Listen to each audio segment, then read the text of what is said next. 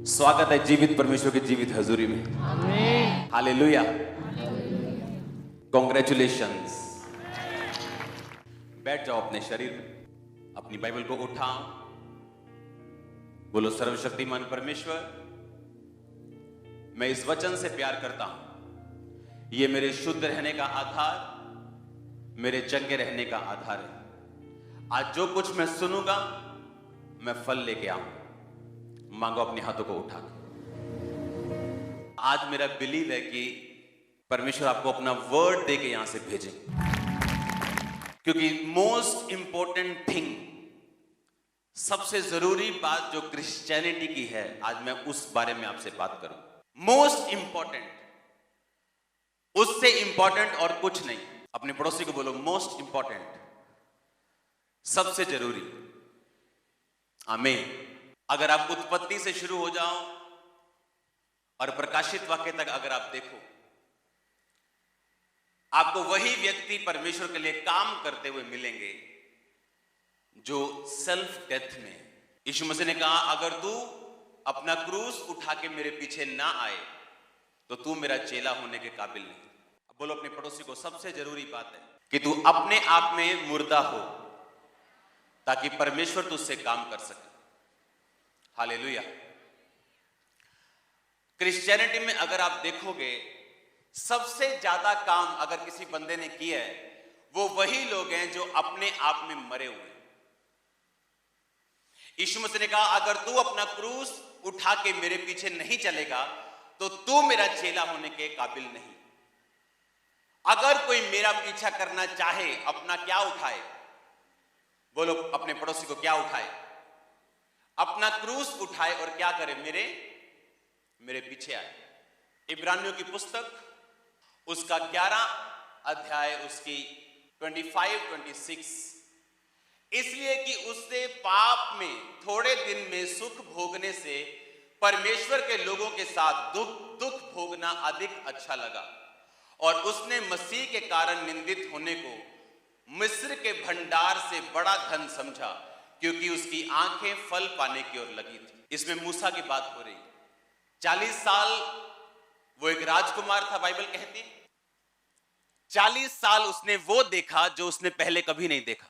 40 साल एक ऐसा व्यक्ति जिसके पांव के नीचे जब वो बेड से उतरता था तो सोने की चप्पल आती होगी, चांदी की चप्पल आती होगी, रेड मैट और ग्रीन मैट आते होंगे, वो भी सोने के साथ बुने हुए।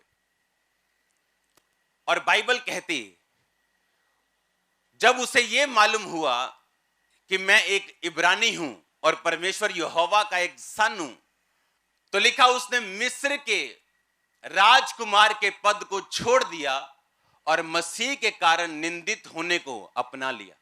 और बाइबल कहती है अगले 40 साल उसकी ट्रेनिंग के रहे। जब वो 40 साल मिधान देश में परदेसी होकर रहा, और उसके अगले 40 साल उसके राज्य में रहे, जो परमेश्वर के नाम में उसने लोगों को छुड़ाया। सबसे पहले मूसा ने फैसला किया कि नहीं, मसीह के कारण मैं निंदित होना प्रेफर करूंगा अपना जीवन दुखों में निकालने से। और बाइबल कहती है उसने फैसला किया कि वो परमेश्वर के लिए खड़ा होगा। अगले 40 साल परमेश्वर ने उसे सेल्फ डेथ में रखने के लिए उसके भेड़ और बकरियों को चराने में लगाए। आपका बेस्ट पैदा होगा जब आप क्रूस उठा के सेल्फ डेथ में चले जाएंगे। और कैसे होगी ये सेल्फ डेथ? अपने आप में मरना, अपना क्रूस उठाना, ये आसान नहीं। परमेश्वर आपको निकालेगा अलग अलग चीजों से, दुखों से, निराशाओं से, बीमारियों से, कलेशों से, धोखे से। अगर आप सेल्फ डेथ देखना चाहते हैं तो यीशु मसीह ने कहा, अगर तू अपना क्रूस ना उठाए तो तू मेरे काबिल ही नहीं। और क्रूस उठाने का मतलब यह है अपने आप में मरना। प्रतिदिन अगर तू मेरा क्रूस ना उठाए तो तू मेरे काबिल नहीं। इसका मतलब अपने आप में मरना। अगर तू अपने आप में मरा नहीं तो मेरे काबिल नहीं। अब मैं आपको बताता हूं इसका मतलब क्या है। सेल्फ डेथ ये वो पोजीशन है जब एक विश्वासी इस पोजीशन पे पहुंचता है, जिस तरह मूसा पहुंचा और उसने पैसों की परवाह नहीं की, वचन की परवाह की। अपनी पदवियों की परवाह नहीं की, वचन की परवाह की। यह होती है सेल्फ डेथ। बाइबल कहती है यूसुफ 17 साल का था जब अपने पिता की भेड़ बकरियों को चराने के लिए वो जाया करता था, और उसे सपना आता है, और उस सपने में परमेश्वर उसको बताते हैं कि वो अपने भाइयों से अधिक ऊंचा किया जाएगा, और इस सपने के कारण उसके भाई उससे बैर करते हैं और उसको सूखे गड्ढे में डाल के मारने की कोशिश करते हैं। वहां से वो निकलता और मिस्र देश में जाता है, और 30 साल तक कभी पोतीफर के घर में, कभी जेल में रहता है। ये 13 साल उसकी सेल्फ डेथ के थे। ये 13 साल में परमेश्वर ने उसे तैयार किया कि कैसे परमेश्वर के ऊपर भरोसा रखा जाए। जब वो मौत के करीब था, इमोशनली डिस्टर्ब था, तब भी उसने पोतीफर की पत्नी के साथ सेक्स करना नामंजूर किया। आज कोई पवित्रताई में इसलिए है, उसे मौका नहीं मिल रहा। आज कोई चोरी इसलिए नहीं कर रहा क्योंकि वो फाइनेंस टीम में नहीं। लेकिन जैसे आप उसे मौका देंगे तब मालूम होगा ये बंदा पवित्रताई में है या चोर है या नहीं। हालेलुया। और लिखा वो 13 साल इमोशनली डिस्टर्बेंस में, अकेला, घर से दूर, जहां गया वो भी दुश्मन। पर बाइबल कहती 30 साल का होकर जब वो प्रधानमंत्री बना, 110 साल तक जीवित रहा। मेरी बात को आज ध्यान से सुनना। अगर आप जीसस क्राइस्ट को फॉलो करेंगे, अपने आप में मर के आप परमेश्वर का ध्यान रखेंगे, उसके वचनों पे चलेंगे, आपका कलेश तो छोटा सा होगा पर आपकी महिमा सालों की होगी यीशु मसीह के नाम में। दूसरा कुरिन्थिया 4 उसके 16 से 18 आयत। इसलिए हम हियाव नहीं छोड़ते, यद्यपि हमारा बाहरी मनुष्य तब नष्ट होता जाता है, तो भी हमारा भीतरी मनुष्य तब दिन प्रतिदिन नया होता जाता है। क्योंकि हमारा पल भर का हल्का सा कलेश हमारे लिए बहुत ही महत्वपूर्ण और अनंत महिमा उत्पन्न करता है। हम तो देखी हुई वस्तुओं को नहीं परंतु अनदेखी वस्तुओं को देखते रहते हैं, क्योंकि देखी वस्तुएं थोड़े दिन की हैं और अनदेखी वस्तुएं सदा बनी रहती हैं। 17 आयत को मैं दोबारा पढ़ूंगा। क्योंकि हमारा पल भर का कलेश, हल्का सा कलेश हमारे लिए बहुत ही महत्वपूर्ण और अनंत महिमा उत्पन्न करता जाता है। हमारा थोड़ा सा कलेश कहता अनंत महिमा को पैदा करता है। जो आपने सह लिया परमेश्वर में आके, आपने परमेश्वर के वचन को त्यागा नहीं, क्योंकि आपके रिश्तेदार यही चाहते थे कि आप उसके वचन को त्याग दें। आपने अपने शरीर की नहीं सुनी, व्यभिचार की नहीं सुनी, चोरी की नहीं सुनी, आपने वही किया जो वचन चाहता था। बाइबल कहती है अगर तुम इस तरह चलोगे तुम्हें कलेश का सामना करना पड़ेगा, तुम्हारे लोग तुम्हारे विरोधी हो जाएंगे, लेकिन बाइबल कहती तुम्हारा हल्का सा कलेश अनंत महिमा को पैदा करेगा। उसका 13 साल का कलेश उसके 80 साल के राज्य को पैदा किया उसने। वो 30 साल का था जब प्रधानमंत्री बना और 110 साल तक अपनी कुर्सी पे खड़ा रहा। आप क्या सोचते परमेश्वर ने आपको अपने पास बुलाया? बाइबल कहती थोड़ी देर में वो तुम्हें दुख उठाने के बाद, कलेश उठाने के बाद सिद्ध भी करेगा और स्थिर भी करेगा और तुम्हारे राज्य को बढ़ाएगा भी। जो काम करने के लिए परमेश्वर ने आपको अपने पास बुलाया, वो काम आपकी जिंदगी में वो जाहिर भी करेगा अगर आप परमेश्वर में खड़े रहेंगे तो। बाइबल कहती है उसके भाइयों ने उसे गड्ढे में डाला। उसे मौत का मालूम था, भूख का मालूम था, पोतीफर के घर में रहा, उसे ब्लैकमेलिंग मालूम था जो उसकी पत्नी ने उसके साथ की, ट्रबल मालूम थे उसको, मुश्किलें मालूम थी, मौत का डर मालूम था। बाइबल कहती है उसका कलेश अनंत महिमा को पैदा कर गया और वो 80 साल तक उन लोगों के ऊपर भी उसने राज किया जिनके घरों में वो काम किया करता था। हालेलुया। लेकिन वो 13 साल कौन से साल थे? बोलो सेल्फ डेथ के, बोलो अपने पड़ोसी को क्रूस उठाने के, अपने आप में मरने के, अपनी निगाह में मरने के। आमीन। अगर वो साल आपने गुजार लिए तो राज्य करने के लिए तैयार हो जा। आप जो मांगेंगे परमेश्वर आपको देगा। किसी बात की घटी आपके अंदर नहीं होगी। आप उन चीजों के लिए सफर नहीं करेंगे जिनके लिए आम लोग करते हैं, आप उनसे अबव जिएंगे यीशु मसीह के नाम में। रिसीव करो इस ग्रेस को यीशु मसीह के नाम में। मैंने कहा रिसीव करो इस ग्रेस को यीशु मसीह के नाम में। हालेलुया। छोटा सा कलेश, अगर वो व्यभिचार में गिर गया होता, अपने भाइयों के साथ डर के अपने पिता को, अपने भाइयों की चुगली ना की होती, सच्चाई के लिए ना खड़ा हुआ होता, तो वो 80 साल राज्य करने के उसके जीवन में कभी भी नसीब ना होते। मैंने ऐसे लोग देखे अपनी लाइफ में, अपनी पर्सनल लाइफ में, अपने रिश्तेदारी में, जो मसीह में इसलिए नहीं आते, उनको मालूम है यीशु मसीह जीवित परमेश्वर है, सिर्फ इसलिए नहीं आते कि जैसे वो मसीह में आते हैं उनके घर में कलेश शुरू होते हैं। सिर्फ कलेश के डर के मारे वो मसीह में नहीं आते, लेकिन उन्हें यह मालूम नहीं कि सारी उम्र पोती पर के घर में नौकरी करने से यह अच्छा है कि आप सच्चाई के लिए खड़े हो जाएं और 80 साल राज्य करें।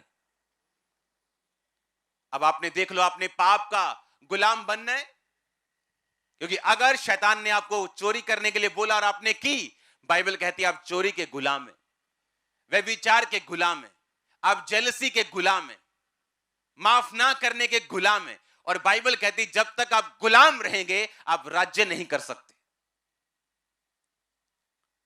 लिखा जो जिससे हार जाता है उसका दास बन जाता है। आप हार गए व्यभिचार से, वो आप पे हावी हो गया।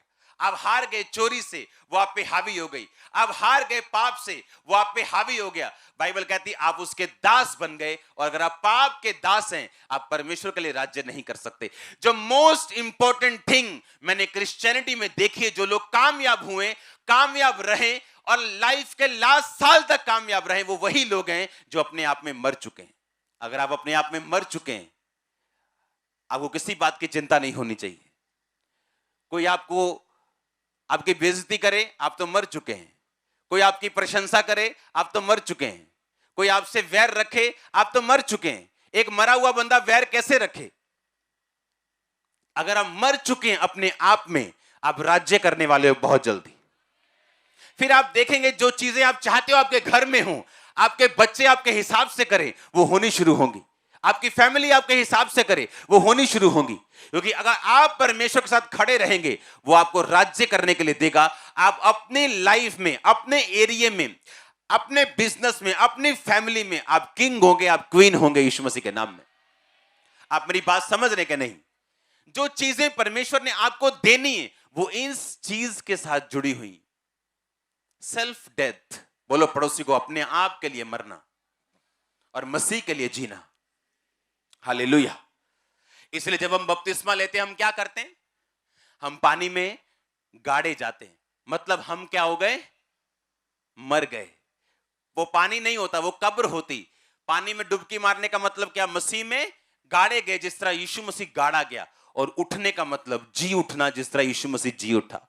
वो कहता अब तुम मसीह के लिए जी उठे हो, बाकी जीवन अपने शरीर के अनुसार नहीं, मसीह के अनुसार चलाना। हालेलुया। तो क्या व्यभिचार मसीह के अनुसार है? जेलसी मसीह के अनुसार है? क्या चोरी मसीह के अनुसार है? बोलो। अगर हम मसीह के अनुसार जिएंगे नहीं, तो उसके अनुसार हम राज्य भी नहीं करेंगे। मोस्ट इंपॉर्टेंट चीज जो मैंने क्रिश्चियनिटी में देखी, अपने पास्टर दोस्तों में देखी है, जिन्होंने अपने एरिया को चेंज कर दिया, राज्य किया, सेल्फ डेथ। आपको चर्च में काम करने के लिए सेल्फ डेथ की जरूरत है। आपको प्रचार करने के लिए सेल्फ डेथ की जरूरत है। अच्छा विश्वासी बनने के लिए सेल्फ डेथ की जरूरत है। अपने आप के लिए मरना और मसीह के लिए जीना।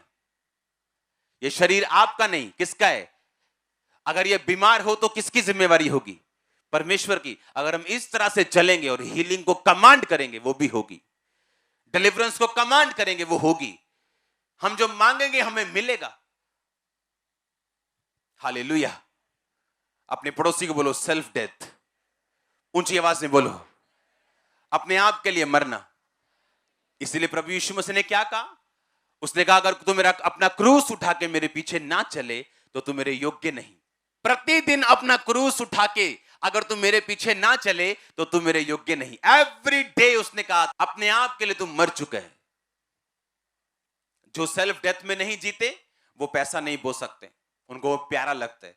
जो सेल्फ डेथ में नहीं जीते वो सेवा नहीं कर सकते, काम नहीं कर सकते, प्रचार नहीं कर सकते। हालेलुया। मोस्ट इंपॉर्टेंट चीज जो मैंने क्रिश्चियनिटी में देखी है वो है, अगर आप सेल्फ डेथ में जी रहे हैं तो, अगर आप अपने आप में मर चुके हैं तो, किन्होंने राज्य किया है परमेश्वर में जो अपने आप के लिए मर चुके हैं। Daniel, Shadrach, Meshach, Abednego self death में जी रहे थे। कैसे? क्योंकि उन्हें खोजा, उन्हें किन्नर बना दिया गया था। उन्हें मालूम था उनकी शादी नहीं होगी, वो सिर्फ परमेश्वर के लिए जी रहे थे। सुबह प्रार्थना, दोपहर प्रार्थना, रात प्रार्थना। मूसा वो शादीशुदा था, लेकिन बाइबल कहती सेल्फ डेथ में था। यह सबूत इस बात का यह है कि उसने मिस्र की गद्दी को छोड़ के आम लोगों के साथ वो हो गया, क्योंकि वो सेल्फ डेथ में था। कोई पैसा नहीं छोड़ेगा अगर वो अपने आप में मरा हुआ नहीं। विरोध करना नहीं छोड़ सकता अगर अब मरा हुआ नहीं। जरूर बदला लेगा अगर वो मरा हुआ नहीं है तो, लेकिन अगर मरा हुआ है अपने लिए वो बदला नहीं लेगा। क्या लाश बदला लेती है कभी? लाश बदला लेती है कभी? लिखा अपने आप को मरा हुआ समझो और मसीह में जीवित समझो। हालेलुया। लाश बदला नहीं लेती, लाश प्रशंसा करने पे हंसती नहीं, ना तो बुरा मानती। परमेश्वर ने कहा तुम मसीह में जब बपतिस्मा लेते हो तुम अपने आप के लिए मर गए और मसीह के लिए जी उठे।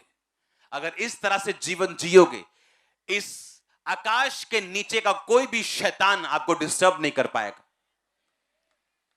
अगर इस तरह से आप लाइफ जियोगे तो परमेश्वर वो कर पाएगा जिसको करने के लिए उसने आपको अपने पास बुलाया। उसकी योजना अलग थी यूसुफ के लिए, मूसा के लिए अलग थी, डैनियल के लिए अलग थी, पतरस के लिए अलग थी, पौलुस के लिए अलग थी, और आप सबके लिए अलग है और सबके लिए बड़ी है। और सब आप एक एक जन मोस्ट इंपॉर्टेंट वीआईपी पर्सन हो परमेश्वर के सामने। सिर्फ प्रचारक ही नहीं, आप सब लोग, एवरीबॉडी। लेकिन प्रचारक डिफरेंट क्यों रहता है? क्योंकि वो कॉल्ड है इस काम को करने के लिए और वो परमेश्वर को वो समझता है जो वो आपको समझा रहे हैं। अगर आपने अपनी लाइफ में जो परमेश्वर ने आपके लिए सोचा, अगर आपने वो कर दिया और आप ओवरकम कर गए शैतान के ऊपर, पाप के ऊपर, सेल्फ डेथ में अगर चले गए, तो आपको सचमुच नजर आएगा किस ग्रेट पर्पस के लिए परमेश्वर ने आपको अपने पास बुलाया। आप धीरे धीरे उसमें शामिल होते जाएंगे। आपके बच्चे इन्वॉल्व होंगे, आपके लोग इन्वॉल्व होंगे, सब कुछ एक जगह इकट्ठा होके परमेश्वर के लिए काम करना शुरू कर देगा जब आप इस रीति के साथ चलेंगे तो। हालेलुया। हर एक लाइफ में परमेश्वर की योजना अलग है। हर एक लाइफ के लिए आपके लिए अलग योजना है परमेश्वर की, लेकिन रिजल्ट एक ही है जो ग्लोरियस है, महिमा से भरा हुआ है, गवाहियों से भरा हुआ है, जीत से भरा हुआ है। हालेलुया। वो 13 साल की शर्मिंदगी थी और 80 साल का घमंड और राज्य था। क्या लेना चाहते हो? उन 13 सालों में परमेश्वर के साथ समझौता करके अपने 110 साल उसी नौकर की तरह जीना चाहते हो, या उन 13 सालों में सच के लिए खड़े होके 80 साल राज करना चाहते हो? ये आप पे निर्भर करते हैं। अगर आप शरीर के नौकर हैं, पाप के नौकर हैं, गंदी आदतों के नौकर हैं, तो आप परमेश्वर के लिए राज्य नहीं कर सकते। हालेलुया। तैयार हैं आप राज्य करने के लिए? यस नहीं सुना मेरे को? तैयार है आप राज्य करने के लिए? आपको बेस्ट परमेश्वर देने जा रहे हैं। बेस्ट प्लेसेस में आपकी लाइफ में देख रहा हूं, बेस्ट देशों को आपकी लाइफ में देख रहा हूं। आप तैयार है क्या? सुना नहीं मैंने कहा आप तैयार है क्या? अपने पड़ोसी को बोलो, बोलो सेल्फ डेथ, अपने आप में मरना।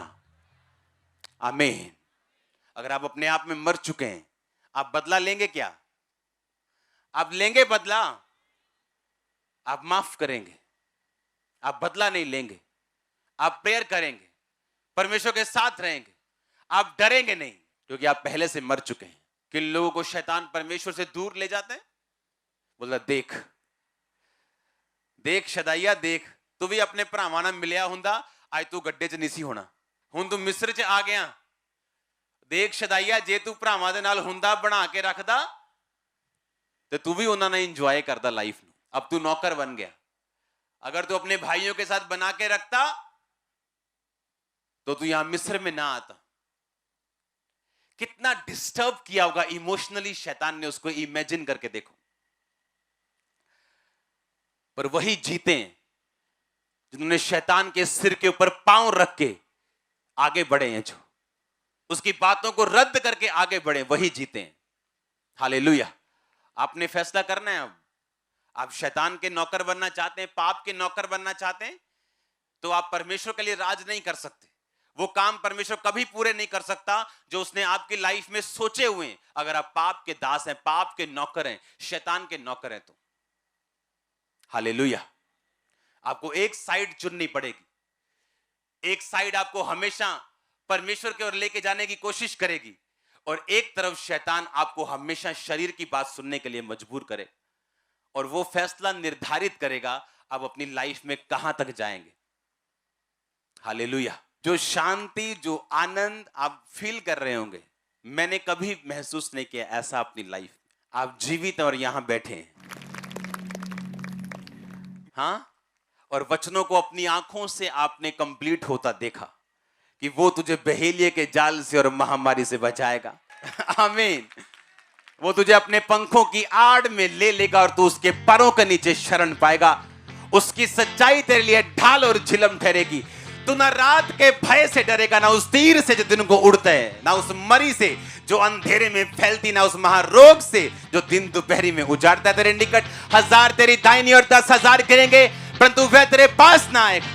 हालेलुया। परंतु तू अपनी आंखों से दृष्टि करेगा और दुष्टों के अंत को देखेगा। हालेलुया। पूरा होते देखा हमने वचन को। महामारी ना आती कभी देखते ना हम, हाँ, ये पौलुस के टाइम में आई, प्रेरितों के टाइम में आई। अकाल पड़े ताकि परमेश्वर अपने वचन को आपको दिखाए। प्रार्थना आपको हेल्प करती सेल्फ डेथ में जीने के लिए। फास्टिंग आपकी सहायता करती अपने आप में मरने के लिए। बाइबल रीडिंग से आप परमेश्वर की उपस्थिति को महसूस करते हो, जीवन को महसूस करते हो। लोग बोलते किस प्रकार हम व्यभिचार से बचे रहें, किस प्रकार हम पाप से बचे रहें। बाइबल कहती है उसके वचन को अपने दिल में रखने से और सावधान रहने से हम पाप से बच सकते हैं। उन लोगों के रिजल्ट देख के जिन्होंने पाप किया और उन्हें क्या हासिल हुआ, हम पाप से बच सकते हैं। जब हम प्रार्थना करने के लिए बैठते हैं, अपना बेस्ट टाइम हम परमेश्वर को देते हैं, वो सेल्फ डेथ करता है आपकी। आप अपने आप में मरते हैं, अपने शरीर, अपने आत्मा में आप ब्लेस्ड होते हैं और अपनी निगाह में आप मरते हैं। बाइबल कहते हैं जब मूसा पहाड़ के नीचे आ रहा था, उसके चेहरों से किरणें निकल रही थी, लेकिन मूसा को यह मालूम नहीं था। जब आपको अपना आप मालूम नहीं होगा, आपके चेहरों से किरणें निकलेंगी, ग्लोरी निकलेगी खुदावंद। आप प्रेयर में बैठेंगे, अपना टाइम देंगे, जब आपका बेस्ट सीरियल लगा हो रहा, जब आपको किसी दोस्त की याद आ रही, सब काम याद आ जाएंगे जब आप प्रार्थना में बैठेंगे, क्योंकि शैतान जानते हैं जैसे आप प्रेयर में बैठेंगे आप सेल्फ डेथ में एंटर करेंगे। आप फास्टिंग करेंगे, अपनी भूख को कंट्रोल में करेंगे, अपने शरीर को कंट्रोल में करेंगे, आप सेल्फ डेथ में एंटर करेंगे। और जब ये होगा, परमेश्वर दुखों को यूज कर सकता है, निराशा को यूज कर सकता है, किसी भी चीज को इस्तेमाल कर सकता है। उन दुखों में परमेश्वर के ऊपर सवाल ना उठा के वफादार रहना, क्योंकि आपके राज्य करने को परमेश्वर ठान चुका कि वो आप करें, ठान चुका है वो। लेकिन अगर आप कॉपरेट करेंगे, उसकी सहायता करेंगे कि वो आपको उस स्थान पे लेके जा सके, वो आपको लेके जाएगा। हालेलुया। आप प्रेयर करेंगे, आप सेल्फ डेथ में एंटर करेंगे, आप टाइम पे करेंगे परमेश्वर को। अगर आप प्रार्थना करेंगे, अपनी लाइफ को आप सीधा भी रखेंगे, क्योंकि आपको मालूम है आपकी प्रेयर तभी कबूल होगी जब आपकी लाइफ सीधी है। हाँ या ना? आप फास्टिंग करेंगे, अपनी भूख के ऊपर आप एक हथौड़ा मारेंगे, उससे मालूम होगा हां आप उस तरफ चल पड़े हैं जहां से परमेश्वर आपको आगे लेके जाएगा। जो भी आपकी लाइफ की जरूरत है, एनीथिंग, शारीरिक जरूरत की मैं बात कर रहा हूं, अब वो आपका हस्बैंड हो, आपके बच्चे हो, आपका फाइनेंस हो, एवरीथिंग आपके पास बेस्ट होगा। एवरीथिंग, मैं आपको सच कह रहा हूं, एवरीथिंग। अगर आप इस तरीके से परमेश्वर में चलेंगे तो ये एक्सपेक्ट मत करना अपने बच्चों से कि वो पवित्रताई में चलें या अच्छी तरह से जीवन बिताएं अगर आपका जिंदगी पाप में है तो। अगर आप एक पैग लगाएंगे और आप बोलेंगे अपने बच्चे को एक पैग कोई बुरा नहीं, वो 10 लगाने वाला होगा। आप आधा घंटा 1 घंटा प्रार्थना करने वाले होंगे, वो 2.5 घंटे वाला होगा। आपके लोग कभी आपको नहीं सुनेंगे कि आप बोलते क्या हैं, वो देखेंगे आप करते क्या हैं। खासकर आपका परिवार, आपके करीबी लोग। प्रेयर के दौरान आप अपने आप से बाहर आके आप परमेश्वर के साथ मिलते हैं, उसके साथ एक होते हैं। प्रार्थना में आपको परमेश्वर दिखाता है आपकी जिंदगी की कमियां।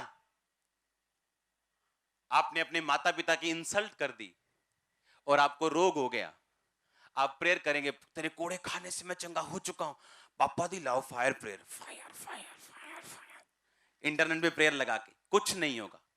लेकिन जब आप प्रेयर में साथ बैठेंगे, होली स्पिरिट आपको याद करवाएगा कि तुमने एक गलती की है, अपने पिता की इंसल्ट की, अपनी मम्मी की इंसल्ट की, और आप तौबा कर लेंगे, हीलिंग एंटर कर जाएगी। लेकिन होगा कब? प्रेयर में। जब आप प्रार्थना में बैठे होंगे और सब तरह के पापों से फ्री होके बैठे होंगे, मैं नहीं कहता यीशु मसीह बन के, आपके अंदर तौबा का आत्मा जरूर होगा कि मेरे अंदर ये कमियां मैं छोड़ता हूं, चाहे एक दिन ही हुआ हो क्यों ना छोड़े हुए। आप प्रार्थना में बैठेंगे, होली स्पिरिट आपको याद करवाएगा आपने क्या करना है, वो धीरे धीरे आपको बताएगा आपको क्या करना है अपने परिवार के लिए, अपने फाइनेंस के लिए, कहां कमी है, कैसे छोड़ना है, कैसे आगे बढ़ना है। आप प्रेयर में बैठेंगे, सेल्फ डेथ में एंटर करेंगे। आप फास्टिंग में जाएंगे, सेल्फ डेथ में एंटर करेंगे। साथ में वर्ड पढ़ेंगे, आपको समझ आएगा, परमेश्वर आपकी बुद्धि को खोलेगा, आपकी स्पिरिचुअल आईज को ओपन करेगा, आपने कहां अपनी लाइफ में क्या करना और कौन सा डिसीजन लेना। एक डिसीजन लाइफ चेंज करता है बंदे की, 10 नहीं। फेसबुक का मालिक कौन था? एक साधारण स्टूडेंट। एक डिसीजन लिया कि नहीं, एक ऐसा ऐप बनाएंगे जहां पे लोग सोशलाइज हो सके। दुनिया चेंज कर दी कि नहीं कर दी? आधे से ज्यादा यहां लोग फेसबुक देख के आए होंगे चर्च में। हो गई दुनिया चेंज के नहीं हुई? हां, आप घरों में थे, आपने फेसबुक पे प्रचार देखा, एक आइडिया। सोचो अगर परमेश्वर के आप साथ हों तो वो किस तरह की ब्लेसिंग आपको दे सकता है। अगर साधारण लोग एक आइडिया से चेंज हो सकते हैं, सोचो जो आइडिया परमेश्वर आपको हेवनली देगा वो कितना बड़ा होगा। अपने हाथों को उठाओ, बोलो परमेश्वर मेरी बुद्धि को खोल दे, आत्मा को खोल दे और मेरी सहायता कर सेल्फ डेथ में जीने के लिए, मेरी सहायता कर। ऊंची आवाज से बोलो थैंक यू जीसस। मांगो अपने हाथों को उठा के कि परमेश्वर मैं सेल्फ डेथ में जी सकूं, प्रार्थना में जी सकूं, ताकि मैं राज्य कर सकूं। हिला के अपने हाथों को ऊंची आवाज में प्रार्थना करो।